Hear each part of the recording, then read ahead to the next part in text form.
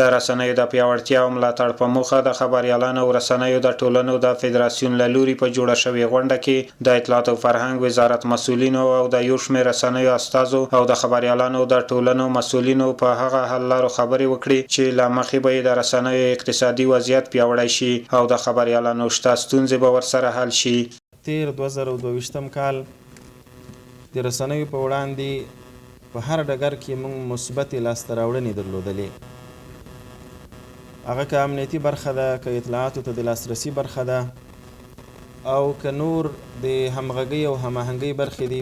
فدراسیون اراده کړې ده چې د رسنیو د پیاوړتیا لپاره د بنسټونو د مشرانو په ګډون داسې یوه غونډه جوړه کړي تر څو د دوی د نظریاتو په رڼا کې هغه لارې چارې په ګوته شي چې په افغانستان کې د رسنیو د پراختیا لپاره مهمې دي.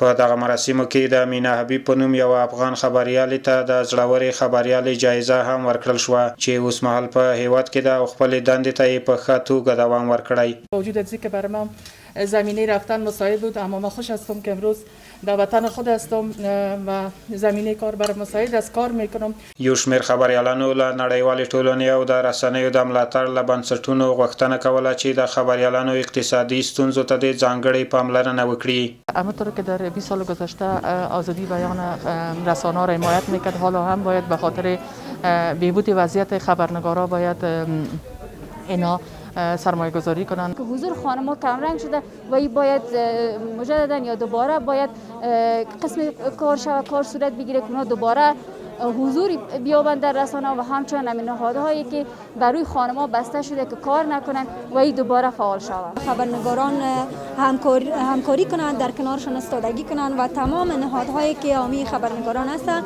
هیچگاه خبرنگاران تنها نگذارن و بگذارن که اینا به قسمی که میخواهند فعالیتایشان ادامه بدن. د اطلاعات او فرهنګ وزارت مسؤلین وایي چې امنیتي ارګانونه د رسنیو او خبريالانو په کارونو کې مداخله نه کوي او رسنۍ به یوازې اطلاعات او فرهنګ وزارت ته ځواب ویونکي وي. هغوی له رسنیو او خبريالانو همدارنګه غوښتنه کوي چې د هیواد ملي ګټو او اسلامي ارزښتونو ته د ژمن پاتې شي او د خلکو خصوصي حریم ته درناوی وکړي.